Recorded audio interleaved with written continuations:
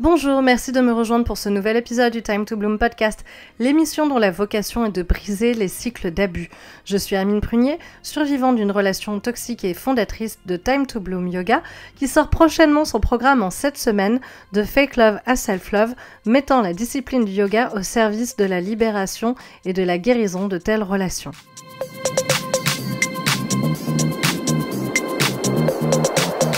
J'espère que tu vas bien et que tu es curieuse d'en apprendre plus aujourd'hui à propos des relations toxiques et abusives. Knowledge is power, ne l'oublions jamais. Plongeons dès maintenant dans le vif du sujet, je voulais aujourd'hui t'exposer les cycles des relations toxiques et abusives. Comment on s'y retrouve d'une part et le schéma répétitif qui se reproduit à l'infini lorsqu'on est pris dedans. Je voulais souligner au passage que dans cette émission, je parle de la relation de couple, mais note que ça marche de la même façon en amitié, en famille et aussi dans le cadre professionnel. Il faut simplement adapter à son propre contexte, mais les mécanismes sont les mêmes. Et la raison pour laquelle je ne parle que du couple, c'est parce que mon programme s'adresse aux femmes qui sont dans l'emprise émotionnelle d'une relation de couple. L'étape numéro 1, c'est le love bombing. Peut-être tu en as déjà entendu parler car heureusement c'est un terme qui commence à être assez connu maintenant et tant mieux parce qu'il faut y être vraiment très attentif parce que quand on a attendu l'amour pendant très longtemps, qu'on a en plus possiblement des problèmes d'estime de soi, on a tendance à foncer tête baissée là-dedans. Donc, dans cette phase qui dure plus ou moins entre 6 et 12 semaines, selon Dr Ramani Durvasula, la personne narcissique, dans le plus grand nombre des cas, va chercher à nous rendre littéralement accros. Tout va très vite. La personne narcissique, mais on va dire il, parce que c'est le plus souvent quand même des hommes qui font des dégâts monstrueux dans ce type de relation. Donc, il te fait sentir extrêmement désirable et aimé, t'envoie des tonnes de messages mignons, bonjour tous les matins, bonne nuit tous les soirs, il fait plein de gestes adorables, du genre envoyer des fleurs à ton travail. Les cadeaux peuvent aussi être beaucoup plus grandioses, voire extravagants. Il peut t'emmener en vacances dans un lieu paradisiaque. C'est là où on te fait des promesses aussi, du genre je crois qu'on va avoir une vie formidable tous les deux. C'est possible qu'il y ait des engagements pris à la hâte dans cette étape-là. C'est un moment qui est rapporté par les victimes comme étant euphorique. Certaines disent ne s'être jamais sentie aussi aimée que lors de cette étape de love bombing. D'ailleurs, il est tout à fait possible que le narcissique dise très rapidement « je t'aime » à sa proie. C'est vraiment ça que l'on est quand on est visé par un narcissique, déclarant que t'es son âme sœur, voilà. Et la raison pour laquelle ça va si vite, c'est qu'il faut qu'on devienne accro avant que sa vraie identité ne soit révélée, car bien sûr, si on savait dès le début à qui on a affaire, bien sûr, on ne resterait pas. Alors ils mettent le paquet. Ils écoutent aussi extrêmement attentivement à cette période. C'est une écoute inégalée, vraiment. Donc toi, tu dis « Waouh, super intéressé, ça fait trop plaisir d'être écouté, il s'intéresse vraiment, etc. » Mais en réalité, le narcissique est en train de récupérer des données dont il se servira à l'avenir pour incarner l'homme de nos rêves au début, dans cette phase de love bombing. Donc si on leur dit « j'aime la pizza », ils vont dire « ah, j'adore la pizza, machin », ils vont te rapporter de la pizza, et puis vous allez manger de la pizza matin, midi et soir, machin. Bon, c'est un exemple un peu bateau, mais tu captes l'idée, quoi. De façon plus subtile, ça peut être des traits de caractère. S'il y a des traits de caractère que tu n'aimes pas, évidemment, ils vont tout faire pour le dissimuler chez eux si ça fait partie de leur caractère. Et l'idée, c'est de glaner un maximum d'informations pour se faire passer pour notre homme idéal. Et ces informations, bien sûr, serviront à nous punir à l'avenir. Fini la pizza Fini la pizza, ou alors ils vont la manger devant nous mais sans nous en donner une part, ou dire que ils en ont mangé avant de venir. Enfin voilà, ils vont te priver de pizza, c'est clair quoi. L'idée, c'est vraiment à cette période qu'on ne se doute de rien, qu'on profite à fond, que le futur semble merveilleux parce que le narcissique nous vend du rêve et qu'on en prenne plein la vue, quoi. qu'on soit vraiment envoûté. Il n'y a pas de meilleur mot. Dans la vidéo du docteur Ramani Durvasula, dont je te donne le lien dans la description de l'épisode, elle dit avoir reçu dans son cabinet des femmes mariées pendant 10, 20, parfois 50 ans, à des partenaires négligents au mieux, cruels au pire, qui espéraient toujours, après toutes ces années, de revenir à la magie des premières semaines. Elles attendaient toujours, après toutes ces années, que leur partenaire se montre à nouveau sous le même jour qu'à leur début. Et c'est bien à ça que sert le love bombing, c'est à nous faire tomber accro et à nous donner l'envie de toujours revenir à cette étape. On se dit que c'est toujours en eux, que c'est forcément quelque chose que nous on a fait, et que si on fait des efforts, on va y retourner. Et donc, c'est un moment où on est acquise que là le jeu change.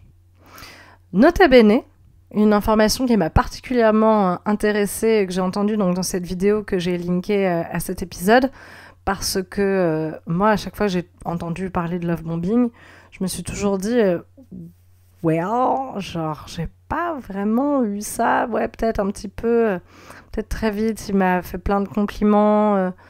C'est vrai il disait que j'étais son âme sœur, mais je sais plus à quel moment ça est arrivé. Je pense que c'était pas au début. J'arrive plus à me souvenir. En tout cas, de love bombing, moi, ce que j'ai eu, c'est les longues nuits à discuter, refaire le monde. Et encore, c'était surtout lui qui parlait. Il m'écoutait, mais pas tant que ça. Enfin, pas de ce que je comprends du love bombing.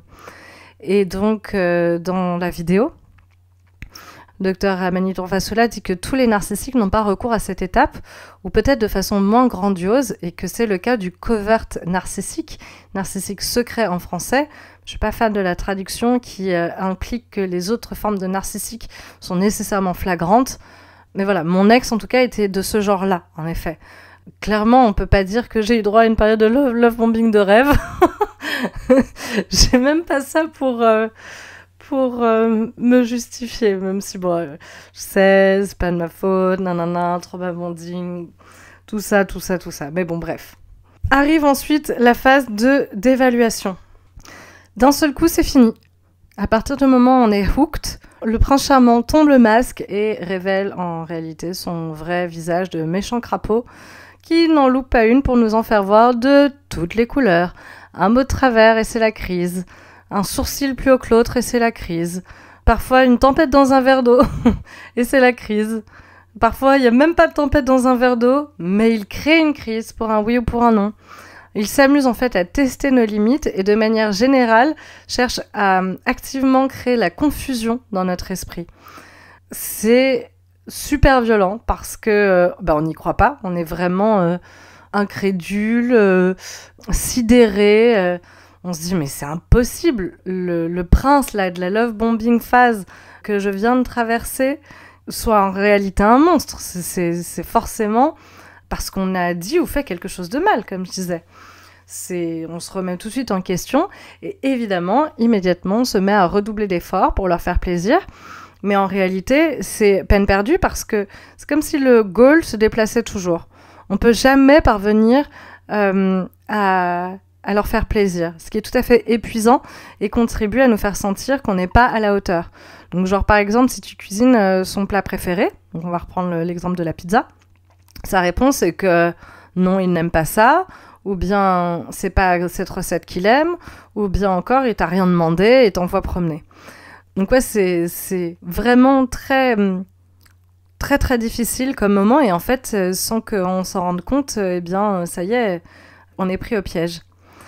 Et le piège d'ailleurs se referme sur nous parce que c'est aussi la phase où le narcissique cherche à isoler sa source de ravitaillement narcissique, narcissist supply comme on dit en anglais, en disant que toutes tes amies ne comprennent pas votre amour, qu'elles sont jalouses, etc. Et il en va de même pour la famille, de façon à ce qu'il n'y ait plus personne dans l'entourage pour trouver du soutien. Également, on peut commencer à ce moment-là à découvrir que le partenaire n'est pas fidèle. Dans mon cas, il n'a pas hésité à organiser la présence d'une femme avec qui il discutait par texto sur son fameux déplacement pro-annuel.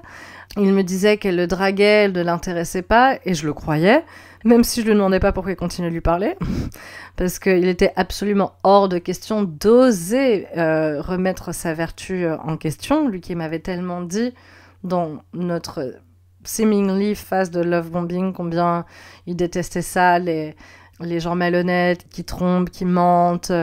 Et puis oui, j'aurais pas pris le risque, je marchais déjà sur les œufs, j'aurais pas pris le risque de l'accuser de quelque chose que, oh mon Dieu, jamais il n'oserait faire. Arrive ensuite la période de discard phase, la période où on se fait jeter.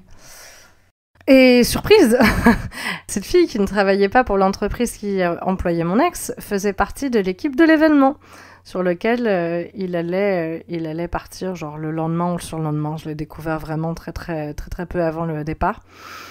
Elle était d'ailleurs déjà sur place quand lui est parti pour rejoindre l'événement. Ça a été vraiment une période très difficile. Enfin, ça a été le début d'une des périodes les plus difficiles de ma vie. Parce que d'être dévalorisé, jeté et remplacé sans une once de remords ou d'empathie est destructeur pour l'âme de la victime, comme le dit Nova Gibson dans son livre Fake Love. Elle ajoute « L'empathie est ce qui nous rend humains. Mais imaginez quelqu'un dans le corps d'un adulte, avec l'intelligence d'un adulte, mais sans se soucier de la façon dont il blesse les autres. C'est ce avec quoi vous vivez. Cet adulte est également très capable de distinguer le bien du mal. Ils savent ce qu'ils font. » Étant dépourvus d'empathie, de compassion et de loyauté, les narcissiques passent rapidement à autre chose. Ainsi, mon ex a rapidement commencé à m'ignorer. Il me donnait encore des nouvelles jusqu'à être sûr d'avoir sécurisé sa nouvelle relation avec l'autre femme, qui elle était pleine de narcissistiques surplay. Parce que moi, du coup, comme j'avais déjà vécu un certain nombre d'abus, j'étais déjà un petit peu éteinte d'une certaine façon. J'avais moins d'énergie à lui donner. Du coup, c'est ça que font les narcissiques. Ils vident quelqu'un et quand elle est vide, ils vont chercher quelqu'un d'autre et ils reproduisent le même truc avec cette même personne. Parce que parfois, on se dit « Oh mon Dieu, mais qu'est-ce qu'elle a de plus que moi ? Pourquoi est-ce qu'il est parti avec elle ? Pourquoi est-ce qu'il lui donne le meilleur de lui-même à elle ? Et qu'est-ce que machin ?» Et en fait, non, il faut pas s'y méprendre. Cette personne traverse la même période de love bombing qui va ensuite passer par la devaluation phase jusqu'à la discard phase. C'est la même chose. Un narcissique est un narcissique. Il n'est pas prince charmant avec l'une et narcissique avec l'autre. Il faut vraiment être sûr de ça et absolument pas se jalouser les unes avec les autres. Et je dis ça parce que moi-même j'ai jalousé cette femme pendant des années jusqu'à ensuite être introduite déjà au féminisme d'une part, à la notion de sororité d'autre part, et puis après avoir étudié justement tous ces comportements aussi, parce que à l'époque je le voyais pas ça, surtout qu'en plus il m'avait dit que il avait porté la responsabilité entièrement sur elle. Il n'avait pas pris les siennes de responsabilité. Et du coup, je lui en voulais à elle et pas à lui. Alors qu'aujourd'hui, je la crois 100% sur parole, puisqu'elle m'avait fait savoir tout ça. Elle m'avait écrit un message pour me dire tout ce qui s'était passé. Et elle m'avait dit, il a fait tous les premiers pas. Aujourd'hui, je la crois. C'est pour ça que je dis qu'il a organisé sa présence sur place. J'avais pas voulu le croire à l'époque, soi-disant c'était une coïncidence. Je ne crois pas. Donc, il me donnait encore des nouvelles jusqu'à être sûr d'avoir sécurisé sa nouvelle relation avec l'autre femme. Donc, il faut dire qu'il n'avait pas d'appartement à son nom à cette époque. Alors, il valait mieux être sûr de lui. Quoique je reconnais que, éprise comme j'étais, il ne prenait pas trop de risques à vivre sa best life, à faire le tour de France au bras de cette jolie blonde à forte poitrine. No disrespect for her, it's a fact. Pas que je sois moins belle, tu vois.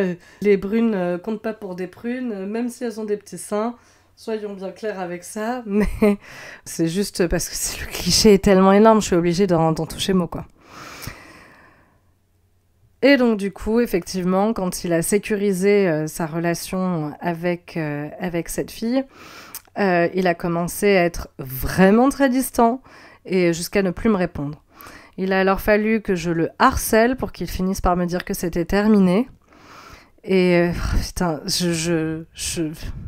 j'adorerais me rappeler ce qu'il m'a raconté comme salade ce soir-là. Je me souviens pas vraiment, parce que c'était il y a quand même très longtemps, et que j'étais dans un état de sidération totale. Je me souviens être plantée là au téléphone sur le parking de l'hôtel où j'étais en vacances avec une amie qui, la pauvre, était partie avec quelqu'un qui faisait la soupe à la grimace quasi H24 parce que j'étais tellement anxieuse, quoi. J'ai tellement... je pouvais pas penser à autre chose qu'à lui. Ouais, je me souviens plus. Je me souviens plus s'il m'a fait porter la responsabilité de la rupture en disant que j'étais too much ou que c'était lui qui était pas prêt. Je me souviens plus ce qu'il m'a raconté vraiment. Donc je vais pas inventer, mais peut-être un jour ça me reviendra. Faudrait que je fouille dans les conversations avec mes copines à l'époque. Mais bon, je sais pas si t'imagines ce que ça représente comme scrolling. Donc bref, il est rentré à Paris avant moi. Et il est allé chez moi pour récupérer toutes ses affaires avant de claquer la porte. Ça, c'était vraiment un des moments les plus durs de ma vie, quoi. Déjà, de toutes ces semaines à pas comprendre pourquoi d'un seul coup, il s'éloignait alors que, soi-disant, j'étais son grand amour, machin. Et de rentrer, de trouver l'appartement vide, ça, je me souviens, il avait juste laissé le poster que je lui avais offert comme cadeau de je sais plus quoi, d'anniversaire, je sais plus. Le seul truc sentimental que je lui avais offert, il l'avait laissé derrière lui. Malgré tout, j'ai fini par le reprendre quand elle l'a largué. Je l'ai su parce que c'est elle qui me l'a dit. Donc dans ce mail qu'elle m'a écrit, je sais plus exactement dans quel mot elle m'a dit ça, que très vite elle s'est rendue compte que oulala, non, du coup elle la tège et elle a cherché à m'alerter et moi à ce moment-là, je l'ai malheureusement pas vu sous cet angle-là. Et je suis repartie pour un tour. C'est parti. Ça va swinguer dans les Bermudas. Mais ça a mis un moment parce que j'essaie de me souvenir en même temps, mais quand il est parti, pendant un moment, il m'a pas donné de nouvelles, mais très vite, je pense qu'au moment où ça a commencé à tanguer un petit peu, où l'autre fille a commencé à lui mettre des limites et que du coup, lui, il appréciait pas ça du tout, il a commencé à revenir vers moi, à m'envoyer des messages, à prendre la température un petit peu. Ça s'appelle hoovering dans le jargon narcissique et ça n'a rien à voir avec passer aspirateur. Mais il s'agit en fait de planer là de temps en temps pour ne pas se faire oublier. Et bref, ça c'est pour mon exemple concret. Mais il y a un très bel exemple de l'horreur de la manipulation de la discard phase dans la saison 10 de ce show dont je te parlais dans l'épisode précédent qui s'appelle Vanderpump Rules.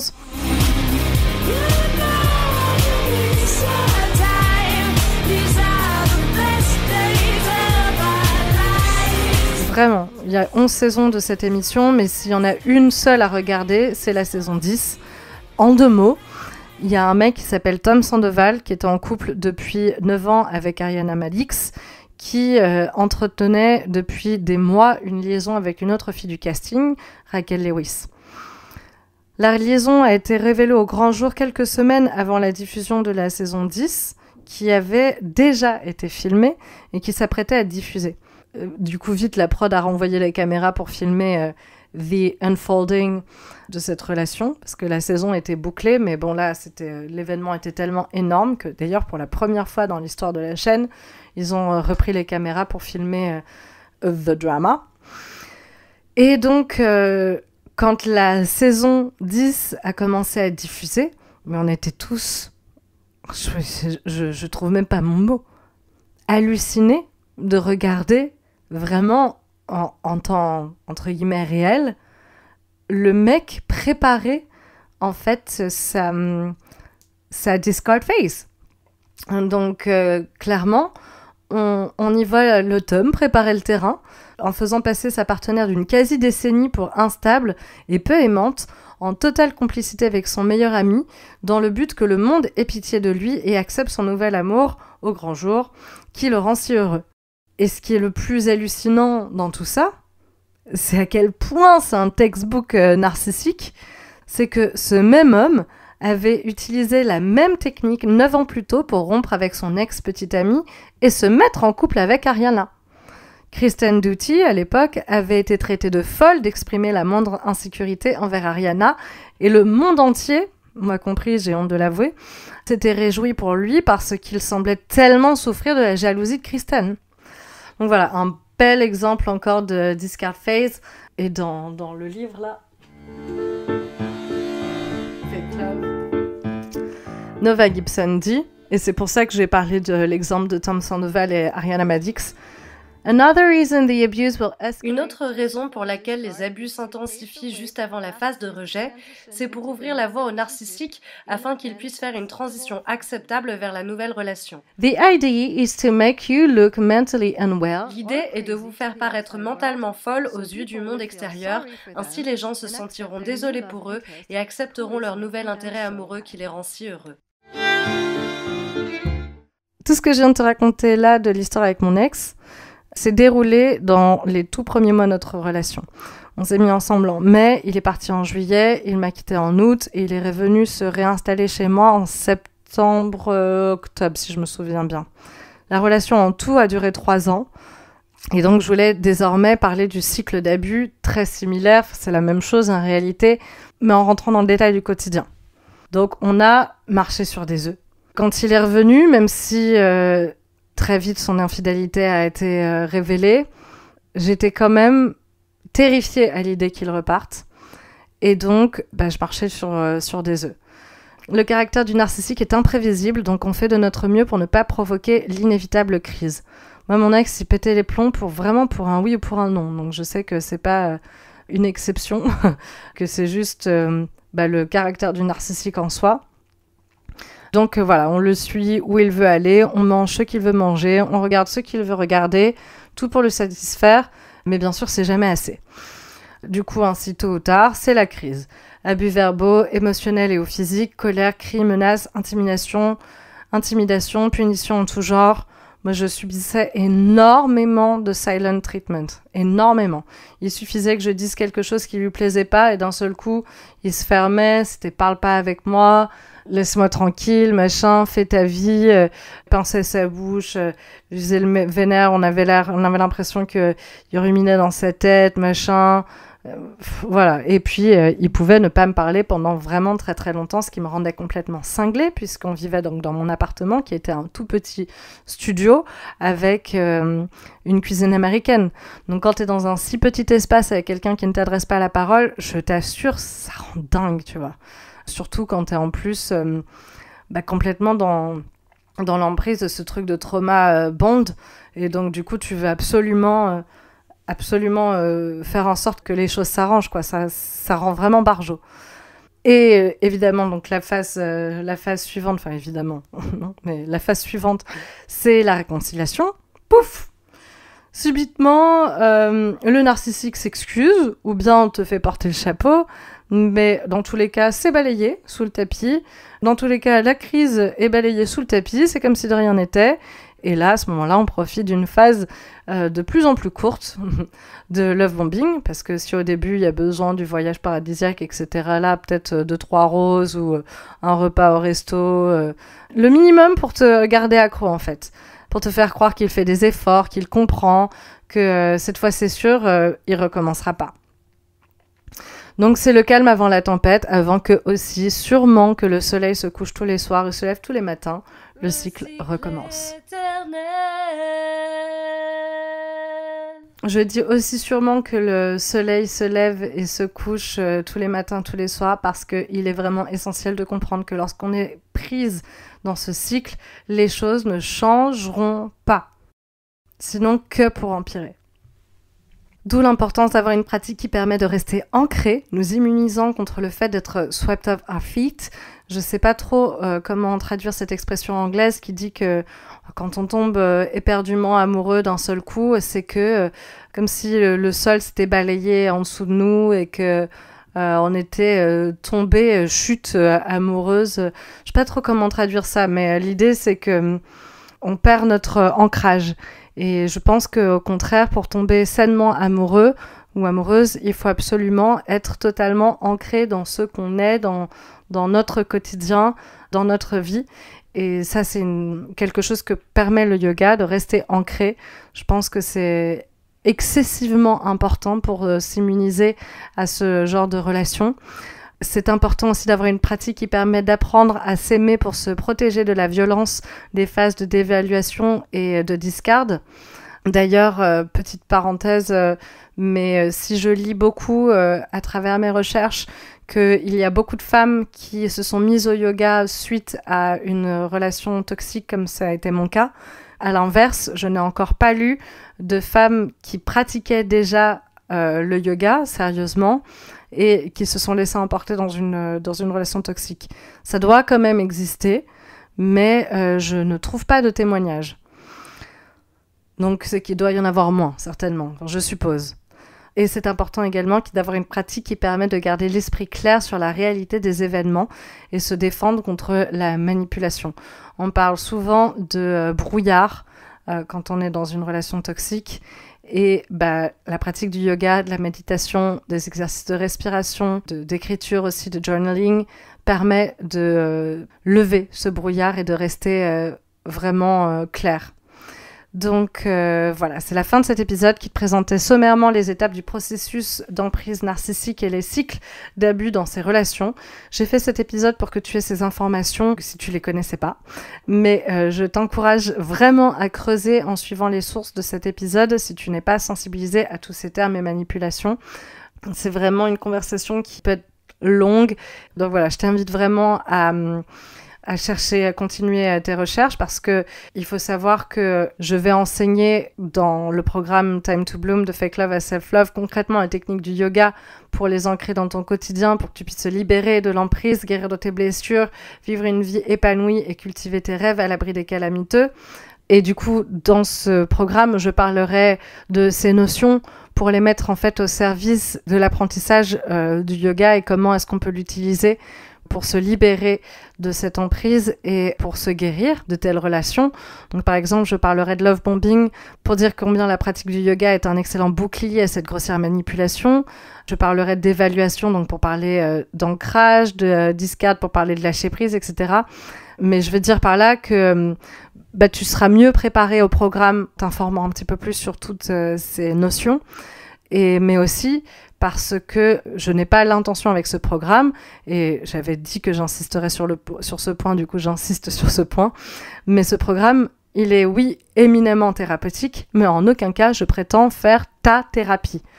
Je crois que c'est quelque chose de tout à fait personnel, où tu peux mêler plusieurs disciplines différentes, pratiques différentes, mais in the end, c'est toi qui fais ta thérapie et c'est pas moi qui vais te dire ni si ton partenaire est narcissique ou non. Mais voilà, je veux pas tirer de conclusion sur ta vie personnelle et principalement dans le programme, je te parlerai de yoga.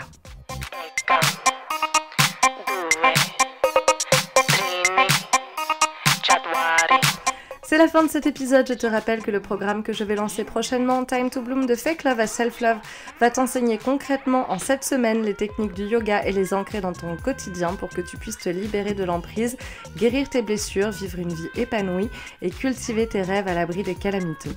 Je vais ouvrir les portes aux inscriptions dans quelques semaines, mais il est d'ores et déjà possible de gratuitement rejoindre la liste d'attente si tu es intéressé par le programme.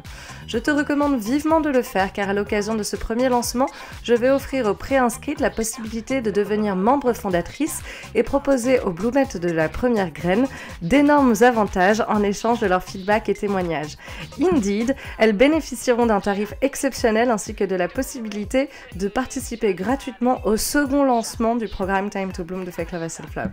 Et s'il fallait une autre bonne raison de se préinscrire gratuitement, note que je ne veux prendre pour ce premier lancement que 10 participantes seulement et que j'annoncerai l'ouverture des inscriptions en priorité aux Bloomettes sur la liste d'attente.